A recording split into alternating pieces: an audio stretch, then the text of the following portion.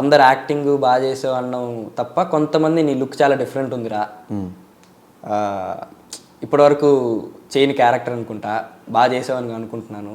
So అలా అన్న బాగా నచ్చింది. అసలు లుక్ ఏంటి, ఆ లుక్ ఎలా డిజైన్ చేశారంటే ఏమైనా తెలిసిందా? అంటే సార్ ఇంతకుముందు ఇంటర్వ్యూలో చెప్పడం బట్టి ఏంటంటే సార్కి పెద్ద బోర్డు ఉండి ఒక సిటీ గురించి కానీ వాళ్ళు వేసుకునే ప్రతి కాస్ట్యూమ్ గురించి ఎందుకు వేసుకుంటారని ఒక రీజన్ ఉంటుందంట. సో ఆ బోర్డు మీద ప్రతిది ముక్కు పుడక, ఇది కడియాలు, ప్రతిదానికి ఒక రీజన్ ఉంటుంది సినిమాలో. సో ప్రొడ్యూసర్కి ఆబ్వియస్గా గెటప్ ఉంది, ఇంకా నాకు అది అట్లా వచ్చేసింది. ఓకే, ఆ గెటప్ ఫస్ట్ నీకు వచ్చింది కాబట్టి పృథ్వీ గారికి పెట్టారు, నీకెందుకు పెట్టారు అని? ఫస్ట్ నాకు పెట్టలేదు అన్న, ఫస్ట్ వాళ్ళ షూట్ జరిగిపోయింది, ఆ తర్వాత మాది జరిగింది, రీసెంట్గా జరిగింది మాది. అంటే మాకు సినిమాలో చూపించడం ఫస్ట్ నీది, తర్వాత ఆయన చూపిస్తారు కదా, అందుకు ఆ విధంగా. సో అలా అంటే మాత్రం యాన్సిస్టర్స్ని ఫాలో అయ్యే ఒక కల్చర్ లాగా అనమాట కాన్సెప్ట్లో. అలా యాన్సిస్టర్స్ కూడా మీరు చూసుంటే విగ్రహాలు కూడా ముక్కు పుడకలు ఇవన్నీ పెట్టుకోవడం. సో అలా యాన్సిస్టర్స్ని వాళ్ళ దేవుడిని ఫాలో అవ్వడానికి, ఆచారాలు ఫాలో అవ్వడానికి ఈ డ్రెస్సింగ్ స్టైల్ అంతా డిఫరెంట్ ఉంటుంది. అండ్ సలార్ నుంచి ఏ అప్డేట్ లీక్ అవ్వకూడదు, సెట్ నుంచి ఏది బయటకు వెళ్ళకూడదు అని ఒక స్ట్రిక్ట్ రూల్ ఉందంట. అవునండి, కరెక్ట్. ఫోన్స్ అన్నీ తీసుకుని షూట్ అయిన తర్వాత మళ్ళీ ఇస్తారని నిజమేనా? అంటే మా ఫోన్స్ తీసుకోలేదు, అంటే తెలుసు మేము ఎక్కడ పోస్ట్ చేయను. ఒకవేళ ఫోటో దిగి ఒక సీనరీ బాగుంది, ఒక గన్ ఏదో ఉంది, దీంతో దిగాలన్నప్పుడు చెప్పేవాళ్ళం, అన్న ఇలా దిగుతున్నాం అన్న, ఎక్కడ పోస్ట్ చేయమంటే సరే దిగండి అనేవాళ్ళు. ఇప్పటిదాకా కూడా మేము ఏది పోస్ట్ చేయలేదు అలా. సో అది మాత్రం చాలా స్ట్రిక్ట్ ఉండేది, ఎక్కడ పోస్ట్ చేయొద్దు అనేది. రివీల్ అయిపోద్ది కదన్న, ఏది చూసినా ఏం రివీల్ అవ్వచ్చో తెలియదు. కానీ ఒక అంత పెద్ద సినిమాలు చేసి గెటప్ ఇక్కడ రివీల్ చేయకుండా ఉన్నావా, ఎవరికి చెప్పకుండా, ఫోటోలు పెట్టకుండా?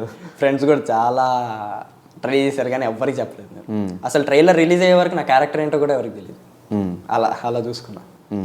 సో ఈ 15 daysలో ఏదైనా ఎరే ఈరోజు షూట్ లేకపోతే బాగుండు అన్న ఫీలింగ్ వచ్చిందా? అస్సలు లేదన్న, ఎక్కువ రోజులు ఉంటే బాగుండు అనిపించింది. అది మాత్రం డెఫినెట్ చెప్తా, ఇంకెక్కువ రోజులు ఉంటే బాగుండు అనిపించింది, కానీ ఒక్కరోజు కూడా అలా అనిపించలేదు. ఎవరు నీకు సపోర్టివ్ ఇంట్లో, మదరా ఫాదరా?